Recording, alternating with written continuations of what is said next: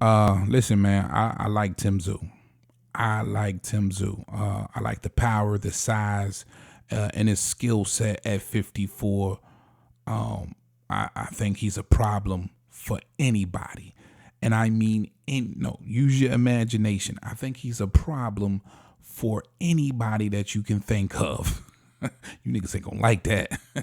At 54, I think he possesses the skill set, the power, and the size to make a classic versus the very best that 54 has to offer.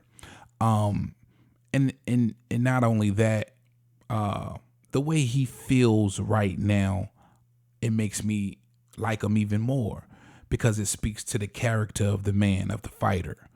How does he feel right now? Let's talk about it. What up, YouTube? Big T.O. Heavy Bag Boxing TV, man. Get your goof ass in here. Hit the bag. Hit that like button for your boy. That helps the channel. You know, I appreciate that love. Shout out my gang, man. My bag hitters. Y'all know the count. And big shout out to my guy, Mark Wynn, man, down in Australia.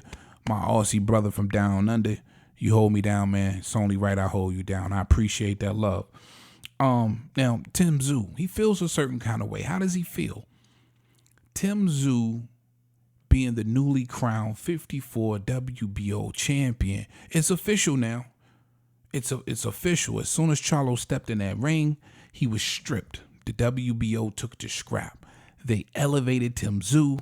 He's now the official WBO 54 champion. Bottom line. And instead of reacting in a boastful, brash way, manner, he doesn't feel like a champion, right?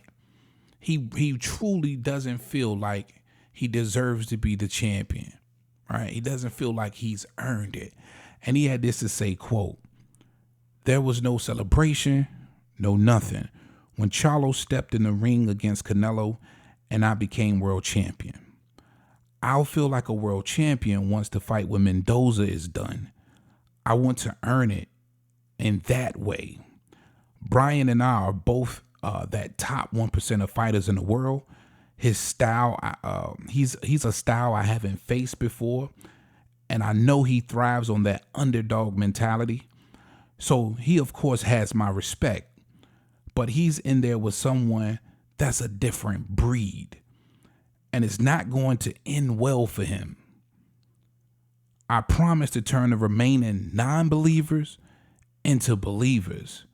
This is my time, and this is my division now." End quote from Tim. Ooh, Tszyu. Tim say, "It's my time, and it's my division now." Ooh, oh my goodness.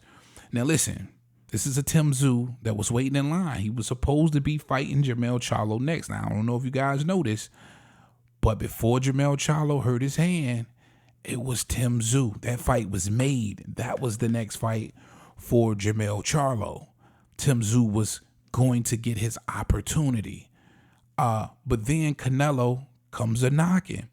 And for everybody, listen, I rock with my Australian guys, right, for sure.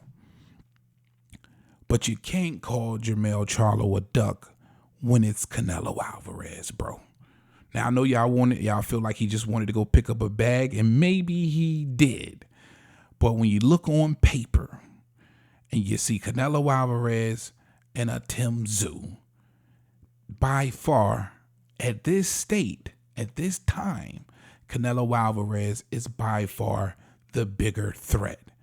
Not only is he the bigger threat, he's the bigger payday. And just so you'll get a better understanding, listen to me now.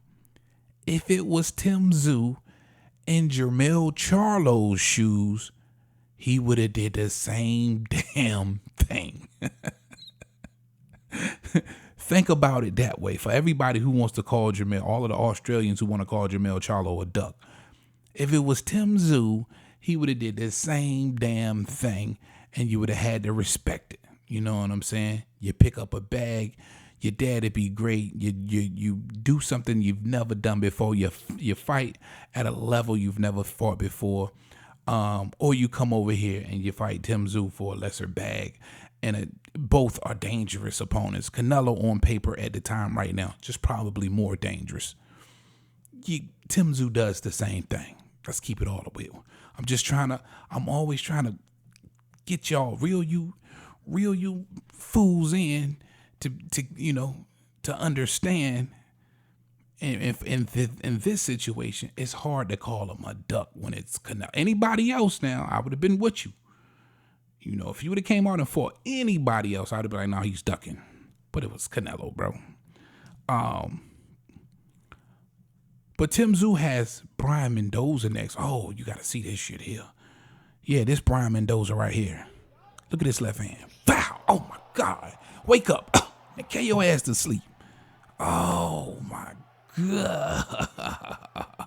Listen, top 3 knockouts of 2023 for me, in my opinion. Brian Mendoza, a boxer, puncher, got a lot of dynamite just like Tszyu, and I think it's going to be fireworks, but I think Tszyu's got to be. Now, listen, just like I tell people, don't sleep on Tszyu. Don't sleep on Brian Mendoza. He was a heavy underdog versus a Sebastian Fundora. Tszyu I just read you the quote where he feels like Mendoza is thriving on that underdog mentality. When you're an underdog, guess what? You have nothing to lose. You're coming in to leave it all in the ring, baby. And that's exactly how Brian Mendoza's feeling. But you have to give him a ton of credit to go out there and knock out an undefeated fighter like a Sebastian Fundora, whom many felt was the cheat code in boxing at 6'4", 6'5", to overcome that length and that reach and that height. That was adversity in itself. To find a way to adjust and find a way to get the knockout over Sebastian Fundora was a huge statement. Now, for somebody like a Brian Mendoza, who's just gotten that much better over his last 3 fights, you gotta think now. This guy's getting better. He could potentially adjust to whatever it is that Tszyu's game plan is going to be for this fight and make this a very, very interesting fight. Now, I do believe Tszyu gets past Mendoza, but I don't think it's going to be a cakewalk, and we could very well see Tszyu not be in such a easy position that I felt like we've seen versus a Tony Harrison and an Ocampo in his last 2 fights. This could be something completely different. All right. But if he does get past Mendoza, which I believe but listen, look, he got to get past this. Look at his left hand. Wow. How yo, how does Tszyu react if something like that lands? Ooh-wee. That's another thing about Tszyu. That chin really ain't been tested. This is somebody who could most definitely test that chin. But if he gets past Mendoza, which I do believe he can find a way to win this fight, I think the sky's the limit. Like I say, I think he could create some classics versus the very best that you could name at 54. And when I say the very best you can name, I'm speaking about them all. From Errol Spence to Charlo to Crawford, I think Tszyu possesses the skill set, size, and power at 54 to give all of those guys some problems and create some classic fights with them. That's just my opinion. I'm riding pretty high on Tszyu. But you guys let me know what you think about that in the comment section. How do you think he fares against Brian Mendoza in his next big fight? This will be taking place in Australia down under October the 14th, 10:30 Eastern time in the States. I'm not sure what time in Australia. But I like this fight. Tszyu, I like him even more because it's admirable. He feels like he's not a champion right now, but he gets the opportunity to prove it against somebody who's just as worthy. All right, Big T.O. Heavy Bag Boxing TV. Talk to him, Roger. Most motherfuckers don't know shit about boxing.